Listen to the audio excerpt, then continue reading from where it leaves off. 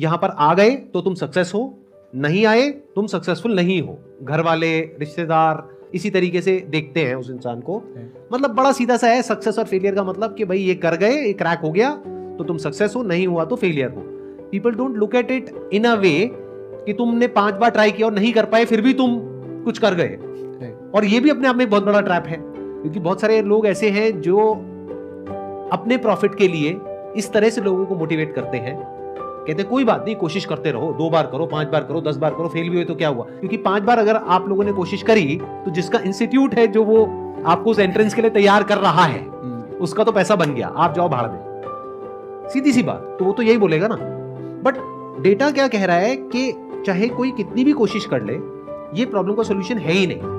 क्योंकि जब हमें दिख रहा है कि चेयर 4 हैं और उस पे बैठने वाले 4000 हैं, तो अननेसेसरी उन 4000 को मोटिवेट करना इज नॉट अ सोल्यूशन। तो सोल्यूशन क्या है जिसके बारे में मैं बात करता हूं अपने सेशंस में, कि उन लोगों को कुछ और भी एक्सप्लोर करना चाहिए। और भी बहुत सारे रास्ते हैं, सिर्फ ये 2 या 3 रास्ते नहीं है जहां पर कंपटीशन बहुत ज्यादा है, जहां पे मार्केट मची हुई है, और भी एक्सप्लोर करो। But then they do not explore other options. क्यों? क्योंकि वहां पे डर लगता है। तो वहां पर एक चीज हमको रोक रही है, which is again primitive, link to the limbic system, that is fear. क्योंकि वहां पे अपने बेस पे कुछ करना पड़ेगा और घर वाले भी सपोर्ट नहीं करेंगे। मैं ठीक कह रहा हूं ना? प्रॉब्लम सब लोग रिलेट कर पा रहे हैं इस प्रॉब्लम से। उस रेस में भागना इज नॉट अ सोल्यूशन, क्योंकि अगर 4 बार इन्होंने ट्राई किया उसके बाद भी अगर नहीं हुआ तो ना ये यहाँ के रहे ना वहां के रहे।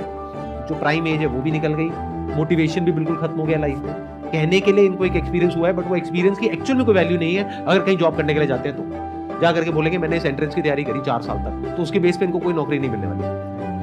नौकरी उसको मिलती है जिसका क्रैक हो जाता है और जो उसको कंप्लीट कर लेता है, बाकियों को नहीं मिलती है। That is a fact. तो अब इन लोगों को कैसे मोटिवेट किया जाए? अगर आप मेरी जगह पर हो, आप इनको कैसे मोटिवेट करोगे कुछ नया ट्राई करने के लिए? क्योंकि कुछ नया ट्राई करने के नाम से इनको डर लगता है, प्लस ये अपने इतने कंफर्ट जोन में है, उन प्लेजर्स ने इनको इतना घेर रखा है 24 घंटे, सोशल मीडिया ने, इंस्टाग्राम ने, इन सारी चीजों ने, कि उससे बाहर ही नहीं निकल पाते। और निकलते हैं तो निकलते ही उनको डर लगता है। तो इसलिए ये क्या कर रहे हैं, ये सब उसी रेस में भाग रहे हैं जहां पे पहले से ही पता है कि करोड़ों में से कुछ का ही कुछ होने वाला है, बाकी सब धक्के खाएंगे। इसमें 2 चीजें, एक है हम लोग सबके साथ क्यों दौड़ते हैं, क्योंकि एक सेफ्टी इन हर्ड वाला फीलिंग है कि सब लोग जो कर रहे हैं अगर मैं भी करूं तो एक फीलिंग आती है कि चलो एटलीस्ट मैं गलत तो नहीं कर रहा हूं कुछ। इसमें थोड़ा करेज लगेगा कुछ अलग करने के लिए, और वो करेज सबके लाइफ में आती है अलग अलग टाइम में, because they will find something that is worth it to go away from the crowd. अगर वर्थ इट तुमको नहीं लगा तो you will not take that risk, क्योंकि there is safety in numbers. बाकी सब लोग जो कर रहे हैं अगर वैसे ही करो तो I will not be spotted, I will not be picked on. जैसे फॉरेस्ट में या जंगल में zebras do this. Zebras are all striped black and white, तो they don't camouflage against the background, क्योंकि they are in Africa, there is मतलब the background is green yellow, तो zebras can be seen very well. Their camouflage is with each other. तो अगर tigers आए या Lions आए zebra को खाने के लिए, तो एक zebra will mix with the others, so the Hunter will get confused कि किसके पीछे जाना है, सब एक जैसे दिख रहे हैं। Humans also do this sometimes, कि सबके जैसे मैं बिहेव करूं ताकि मुझे कोई पकड़े ना, मैं कोई रिस्क ना लूँ। You need to find something worth it enough to step out, और वो आ जाता है। When you see it you will know it. The other thing of what you asked is that हमारा सिस्टम ऐसा अरेंज हुआ है कि all success is outcome based. Outcome हुआ तो सक्सेस हुआ, आउटकम नहीं हुआ तो सक्सेस नहीं हुआ। It is not skill based, और ये बहुत गलत है, क्योंकि आउटकम का वैल्यू विल कीप चेंजिंग। जैसे अगर समझो 40 साल पहले there was somebody who would make typewriters, now that is an outcome, all his family is proud कि देखो लड़का क्या टाइपराइटर बनाता है और कितना कमा रहा है, कितना कमा रहा है। 10 साल में कोई टाइपराइटर यूज नहीं कर रहा है। अगर सिर्फ आउटकम बेस्ड हो तो now he is jobless, now he is a failure, now he is a failure. तो जो सक्सेस था कुछ चेंज नहीं हुआ, सर्कमस्टांसेस चेंज हुए, अभी वो सक्सेस है फेलियर बन गया, उसकी कोई गलती नहीं है। But suppose he is skill based, he knows how to manage mechanicals, he knows how to create things. Now he can create a phone, now he can create a laptop. Now जैसे science बढ़ता है he can keep on growing. तो skill based अगर आप focus कर रहे हो, everything changes. You have to think differently. You have to start thinking of तुम्हारा स्किल सेट क्या है. Forget about outcome. Forget about the exam. How good are you at learning? Forget about rank. How good are you at taking notes? क्योंकि वो reproducible है. Skills are transferable. Outcomes are not.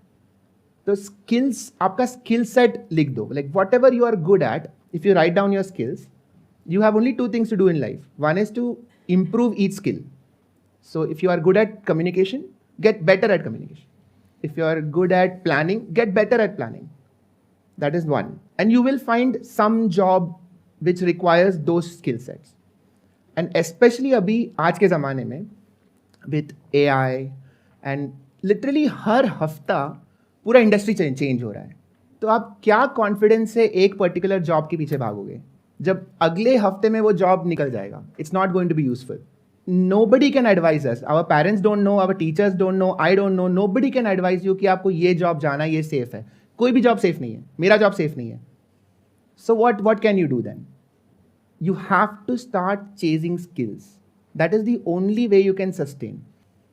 अभी तक ऐसा था, हमारे जो फील्ड्स है सोसाइटी में बहुत क्लियर कट डिफाइंड है. मेडिसिन हुआ, आर्किटेक्चर हुआ, इंजीनियरिंग हुआ, सिविल हुआ.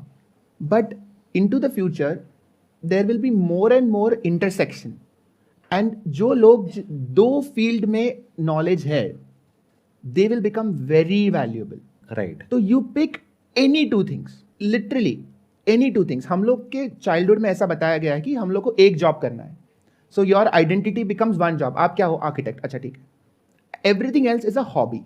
आप समझ रहे हो? आपके लाइफ में आप सोच सकते हो कि आपको आर्किटेक्चर करना है जॉब, बट आपको म्यूजिक पसंद है लेकिन वो हॉबी है. ये किसने कहा? This is a narrative. ये हमने खुद से बनाया है. ऐसा कुछ भगवान का वर्ड नहीं है कि तुम एक ही जॉब कर सकते हो. Now what is going to happen is there will be a time when some company will look for an architect who has experience in music. And तभी जब ढूंढने शुरू करोगे तो you will be the only one if you have taken music seriously. So you take any two fields, you mix them up. अगले 10 साल में उसका जॉब अपॉर्चुनिटी आने वाला है. And not even two, it could be even more than that. More, so the more you put, the rarer you become. Architects, 10 million architects, but only 50 architects who know music also. Or maybe tech. Or tech. And you add AI to it, there'll be one. So then you will be the only one in the world. A creative architect who is tech savvy and who is well versed with AI tools and platforms. AI tools. So जैसे coordinate system होता है ना, latitude, longitude, तो world में हर एक point का एक coordinate होता है कि that is a unique point. कि वो पॉइंट को अगर डिफाइन करना है तो you need 3 axis, x, y and z. तो then it becomes one unique point. So think of yourself like that कि आपका 3 कोऑर्डिनेट्स क्या है, that will make you a unique person. Architect तो बहुत है यार, but you add 2 more coordinates and you become equally good at all 3. Now suddenly you are the only one in the world. Like for example, I don't think there is another neurologist content creator who writes poetry except for me. Neurologists बहुत है, content creators बहुत है, poetry लिखने वाले बहुत है. I'm giving you an example. So this is how you suddenly find yourself unique. Right. And every single person can do this, but they have to take it seriously. तो आप ये कह रहे हो कि आने वाले टाइम में वही लोग रेलेवेंट रहेंगे जो कुछ भी नया सीख सकते होंगे. यानी ये कह लो, अगर सबसे इंपॉर्टेंट कोई स्किल है तो उसको पिन पॉइंट करना बड़ा मुश्किल है कि वो स्किल क्या होगी. जैसे फॉर एग्जांपल अगर आप म्यूजिक की बात करते हो तो आज ऐसे भी एआई टूल्स आ गए हैं जो म्यूजिक बना देते हैं. Correct. One particular skill may not be that relevant, but if you have got the skill to acquire any skill for that matter, यानी कि if you can learn how to learn, that is going to be the most important skill in future. Perfect. Right? Perfect. Thank you so much यहाँ पर आने के लिए. Thank you. It was great meeting you.